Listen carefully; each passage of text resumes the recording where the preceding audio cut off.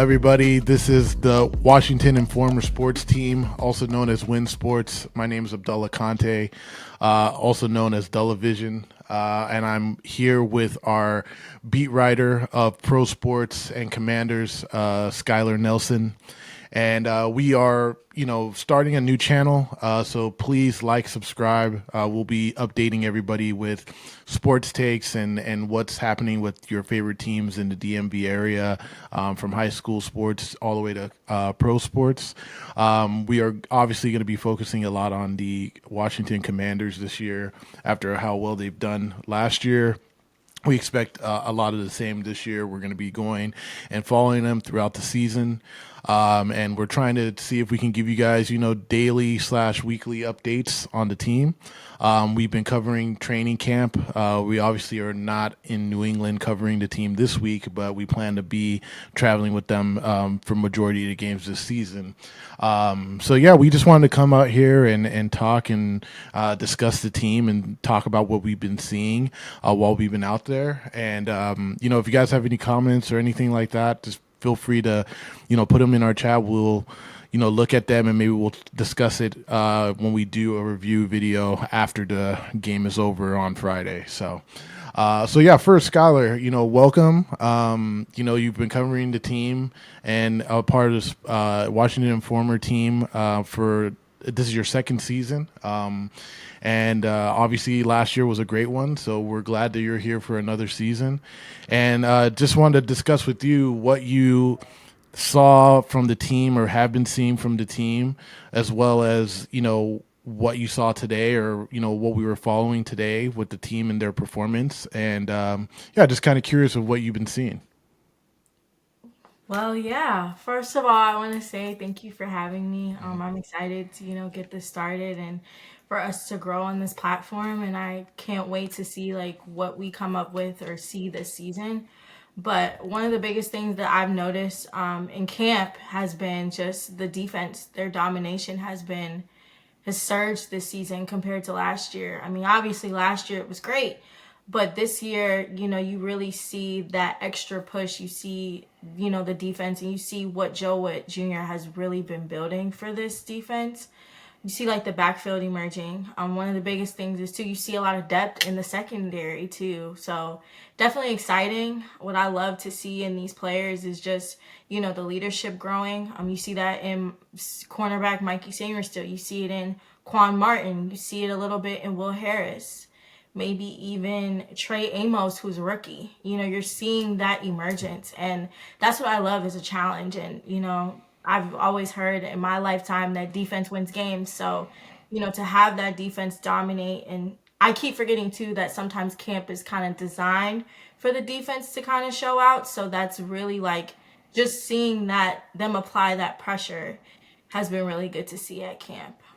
One Yeah, I would say that I agree, and I think there's been a lot of adjustments on the offensive side of the ball that are more noticeable with Tunsil and Debo, those big trades that they made throughout the year. But it's been very surprising to see how well the defense has been playing, and I get it. I mean, Dan Quinn is a defensive minded coach with Joe Witt, and they come from Dallas, and they've had some dominant defenses the last few years while they were in Dallas.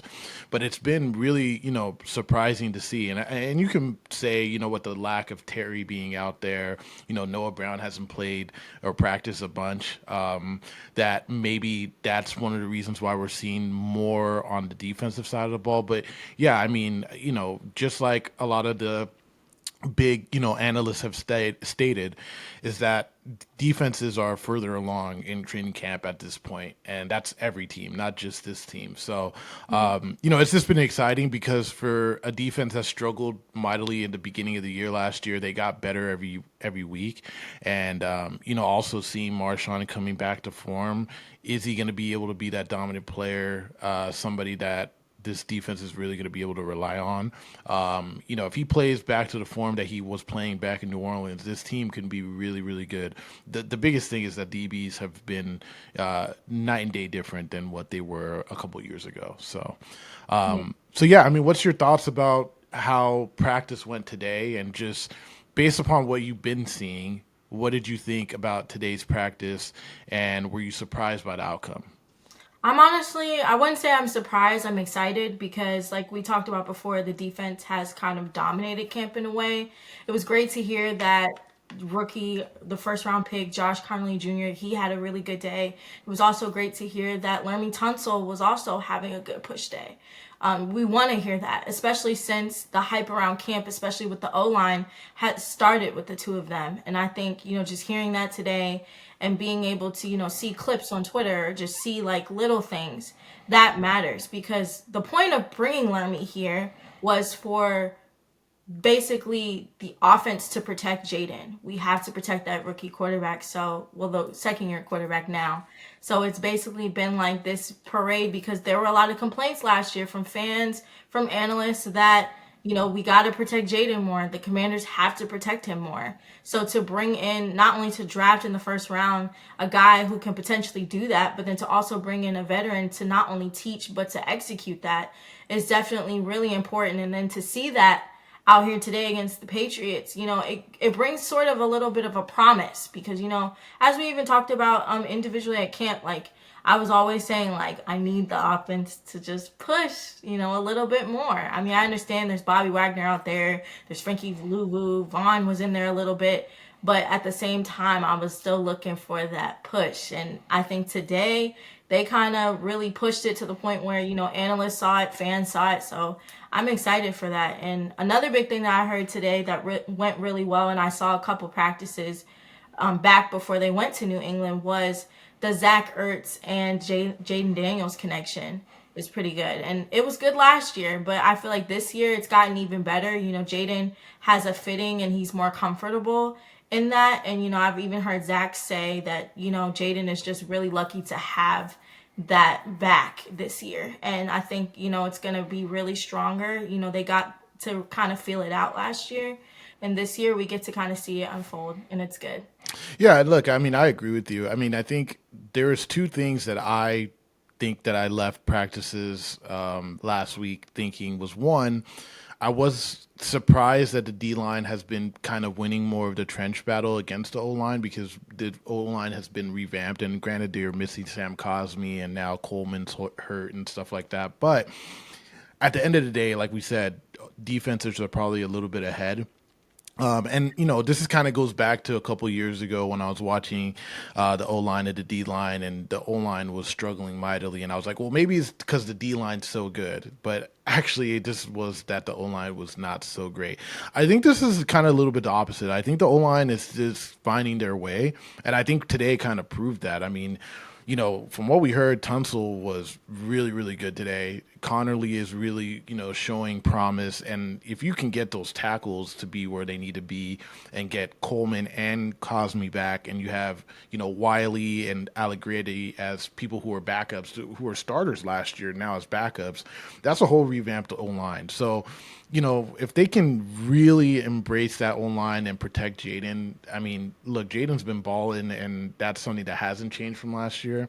So if they can really protect him, I'll be really happy. And I think the second thing that was noticeable to me from today's practice to the practices overall was, I've been really impressed with the DBs. I've been talking and raving about the DBs for the whole camp, and I've been watching them a lot because I was a former DB myself, so I just have an affinity for that position. But I would say they sound like they struggled a little bit, and I think it's maybe just the fact that they haven't been going against somebody like Terry McLaurin in practice and Noah Brown in practice, that maybe the competition was bumped up a little bit today. And it sounds like they had kind of an up and down day. I wouldn't say it was like they lost or anything, but it sounded like it wasn't as smooth as what we've been seeing. So it's kind of funny that going into the practices, I was a little nervous about the O-line and very confident about the DBs, and the outcome was kind of the opposite. But ultimately, I mean, sounds like they got a lot of good work, and that's the biggest thing for me. And the fact of the matter is that it sounds like there was no, major injuries or anything like that came out of it. So that's another win for this squad, and it just makes me more excited for next week. I mean, I think I'm excited for the game, but the game will be less starters, and I think we've heard already that Cincinnati is gonna play Joe Burrow and some of their starters for a few series, so it'll be exciting to see good on good. So obviously, we weren't there for the practice, so I don't feel like we can really critique too much. We're just basing it off what we've heard from other people. So I kind of want to go back and talk about what we've seen from the guys and the team so far. And so what I wanted to do is just I wanted to hear who your offensive and we're about like halfway through camp, so I was kind of curious of who is your offensive MVP and your defensive MVP so far. I'm excited for this one because I love picking like my players and putting them in their spots. So it's gonna be a good one. Um, my offensive MVP is gonna be Ja'Cory Krosky Merritt, aka Bill. Bill. I think he's fast. Just his vision and being able to break up tackles, I think, has just really just been good throughout camp. And he's sparked a lot of attention, like not only from fans and also too from other players and just everybody just raving about him. And one thing that I liked that I saw throughout camp too was the first two practices where he really started to, pick up the tempo.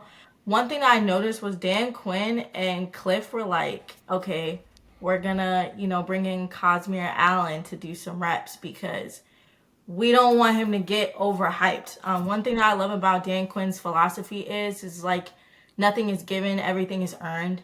And it's like, yes, you had a great practice, but like we're gonna tone these talks down I a mean, little. yeah, I mean, I'm with you considering they put him fifth on the depth chart, which like I Yeah, think everybody who's watched him does not believe that he's fifth on the depth chart. But yeah, no. yeah, that's a good point. Yeah, and I really liked, like I like where he's going. He's young, he has speed. I think he has a lot of growing to do, but I think it's he's within an organization where growing is special here. So I feel like, he's going to be able to grow. He has a lot of guys to learn from. There's B Rob, there's other guys in there like Austin Eckler. So he has that fitting, and I think that he has the potential to do pretty well, even in the preseason as well. So Yeah. I'm excited to see him. Um, I will say for the defense, I want to give that defensive MVP to Mikey Singer still. He has been dominant as a second year player and just seeing his growth, seeing his leadership, having guys talk about him. Marshawn has talked about him, Quan has talked about him, Will has talked about him, even Bobby. And just seeing that growth, even Duran, just seeing that growth in him and seeing Dan Quinn rave about him too is pretty exciting. And the interceptions that he's had at camp over Depot and just everything going on, like it's really been exciting to see him, ball out. And I think that really speaks to where he can be in the next 5 years of his career. He still has a lot of football to play. Yeah. Yeah, It's he's been balling and the thing is him moving inside, it shows that the versatility that he has to be an aggressive kind of player. I think all of last year we were super happy to see that he was progressing on the outside, but I think anybody who watched the film of him playing at Michigan kind of knew that inside was more of his position. So I'm thrilled to see him there because he's been balling out of control, and it just makes me super excited to see these DBs go at it this season. So I'll give you mine. My MVP for offense is Debo Samuel, and it's funny because when they were actually making the trade for Debo, I was kind of in the camp of, well, they should just let him get cut and maybe sign him instead of like using draft capital to get him.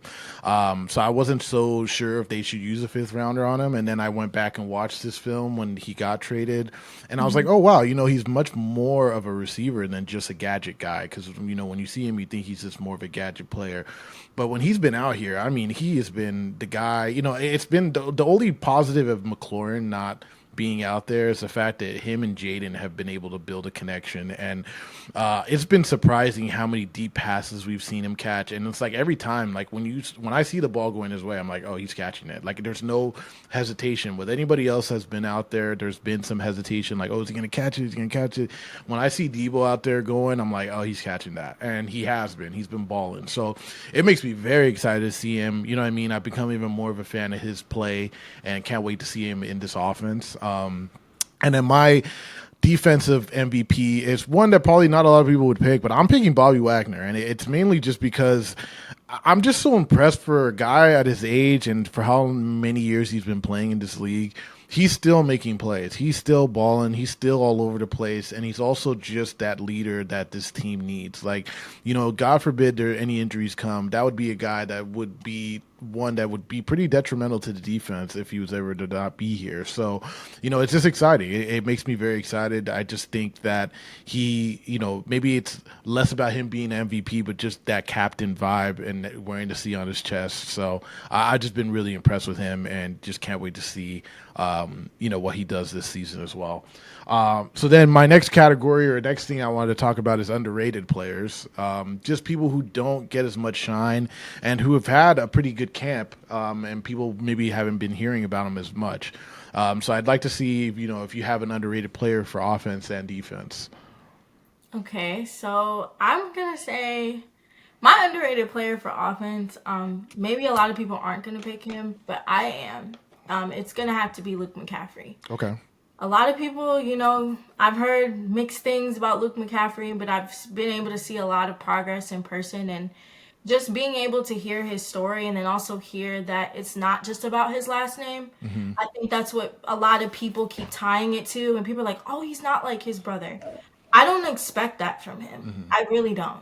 Obviously, his brother is a great player, but I want to see Luke make his way on his own. Yeah. Yes, he has the last name, but I feel like, we saw a great Luke McCaffrey in OTAs. We saw a Yeah. great Luke He's McCaffrey. a hard worker. That's what I'm saying. Yeah. And just to see that dog mentality that Dan Quinn has spoken about, and we see that out on the field.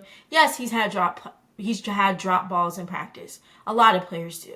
But at the same time, I feel like to be a second year player and to be in that secondary kind of third string, and then he's even had some first team looks, is pretty good. And his connection with Jaden is getting stronger and stronger. Yeah. And I think that's what sets him apart is like a lot of players. Yes, Jaden is able to adapt. And yes, we've seen him have connections with a lot of players, but to have a connection with a player from the secondary standpoint is very important. And I think that's really catch Cliff's eye a little bit more. But Yeah, I think he's not going to be. He's not somebody who makes the biggest flashy plays, but I think he's going to be that consistent guy that converts good passes. Like, I mean, there was a fourth down against Cincinnati last year that was very clutch to the beginning of the game that people don't remember as much. But I think that's where Luke is probably going to be most utilized. It's like you need a clutch kind of play. Might not be the flashiest thing, but he is a hard worker. yeah, So, anyways, go ahead. Your defensive player. my defensive player, you're going to have to cut this Abdullah because I don't know how to say his last name. Um, Noah I mean, we can just call him Noah I. You know what I mean? I know the name, but yeah, Igbenogany, I think is the pronunciation. But yeah, Monogamy. yeah. Okay, I'm going to go with Noah I.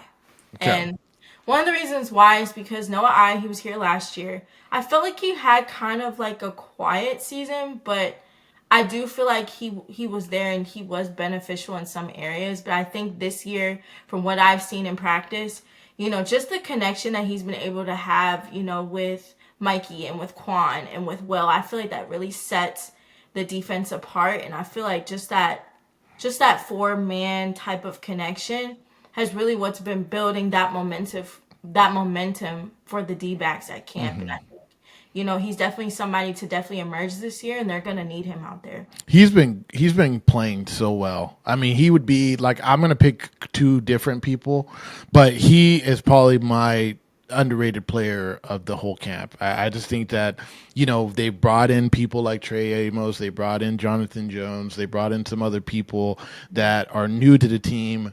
And he's somebody that I know that some people were like, oh, are they bringing him back? Like, they're not sure because he was on a 1 year deal last year.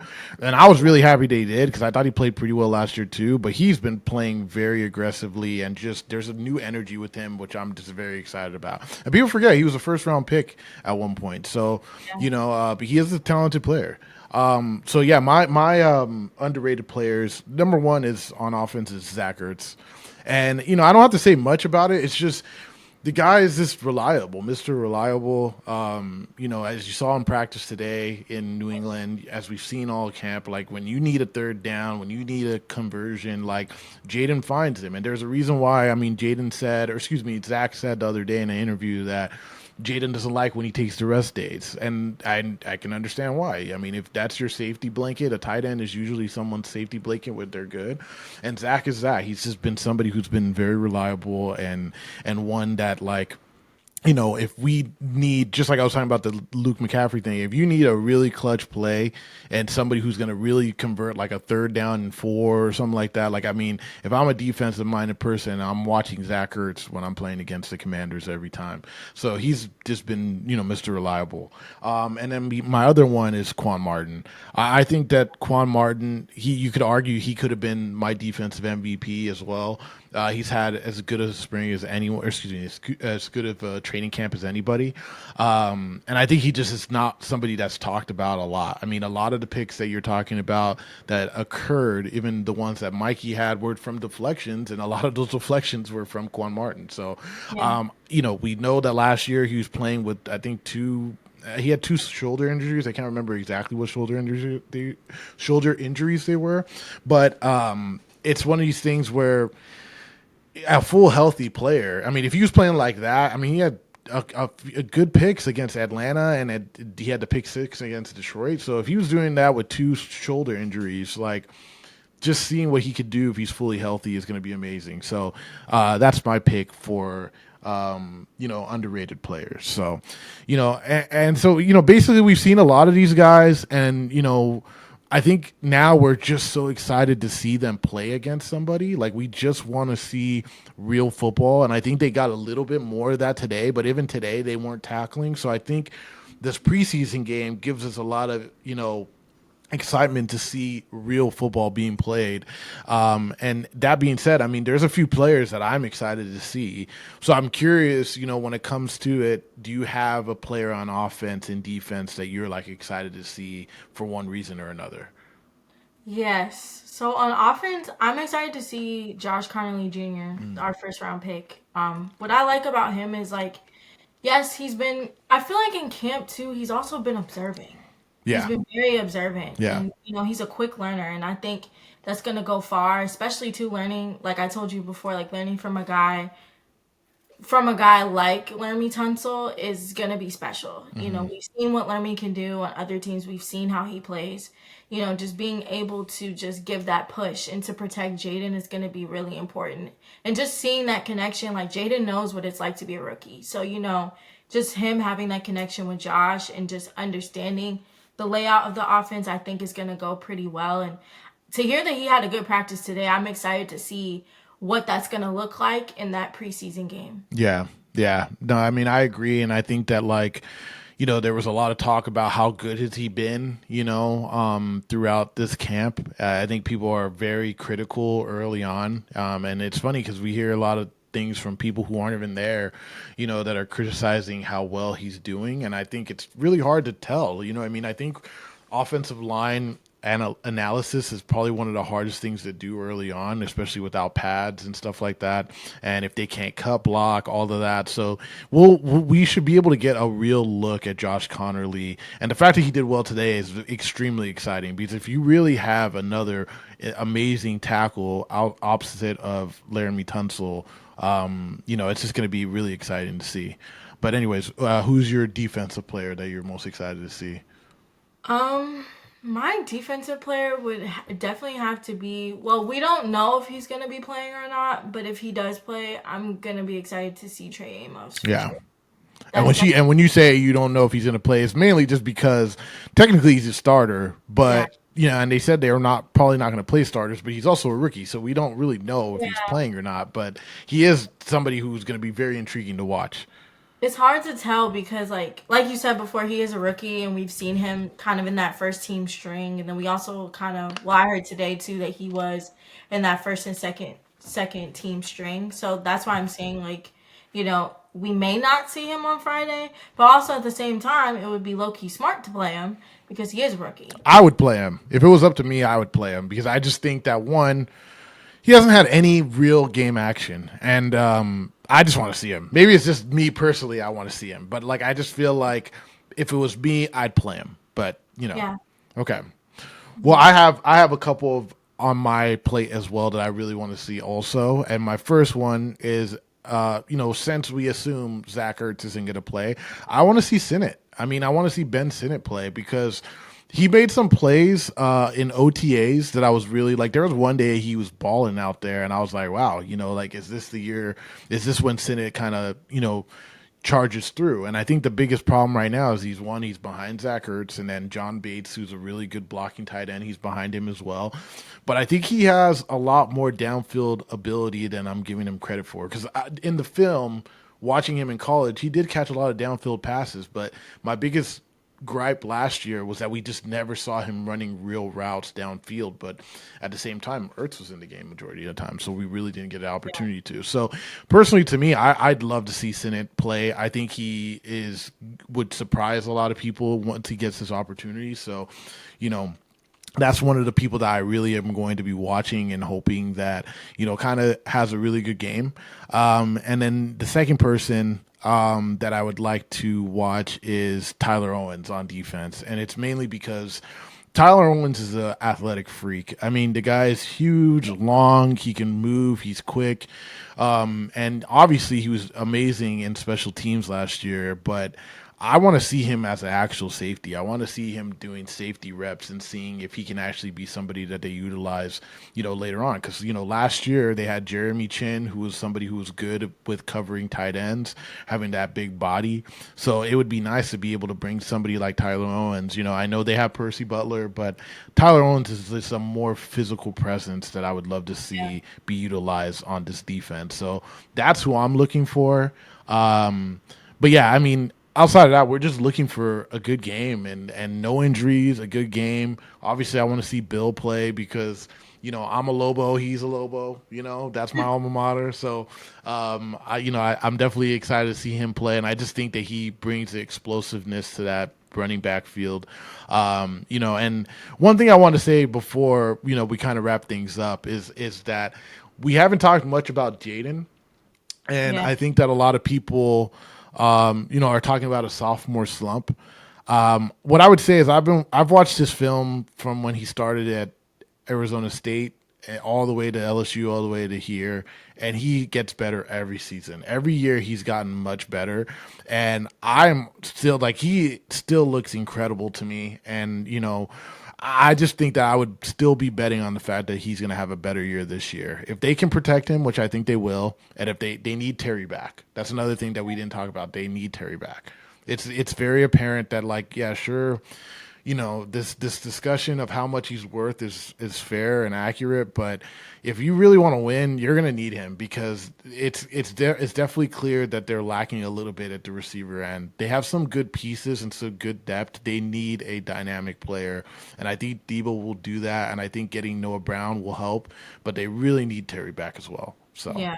I agree. One of the biggest things too is like even like in my takeaways, not my takeaways article, my player standouts article with the Informer, I had said that I didn't include Jaden. yeah, I honestly think that there's no reason to include him because yeah, he's going to do great regardless. And yeah. I He's just that good at this point. Yeah. Yeah.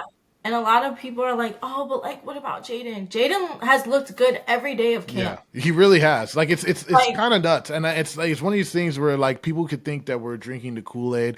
Like for those who don't know, I didn't grow up a fan of this team. Like I moved here and I've embraced this team, and really I'm here to follow this team and critique this team, and I'm out there just thoroughly impressed because this guy every day has done a play or two that I'm like, oh my god, like, yeah, and after being here watching Carson Wentz and Taylor Heineke, and no disrespect to them, it's different. This guy's different, and I think a lot of the guys you'll hear people talk about it, and we don't talk about him because it's starting to become the norm with him, and that's the only thing that you would want in a franchise QB. So you're right. We could write an article about Jaden every day, but yeah, there's no point in that. So we'll just wait and see when he starts playing in the season. We'll see if what we're saying comes to fruition, but I think it will. yeah. So yeah. So okay. Well, look, the last thing I want us to do, kind of just to wrap this video up. It's been a great, first edition, first episode, or whatever you want to call it. I want to talk. This would be a time where people would want to do like, game predictions, like score predictions. I mean, it's preseason. They don't no one really cares that hard about the Yeah. actual victory and the score of it. So unless instead of talking about a score prediction, do you have a prediction on something happen, like whether a player makes a big play, like a sack or a touchdown catch or something? Is there something that you think is going to happen that you're predicting right now? Um,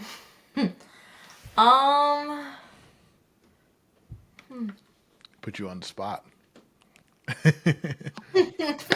I'm like trying to think. Well, For my I'll say one. I'll say one. okay. Now, I think Sam Hartman's going to play pretty well. That's my thing. I think Sam Hartman.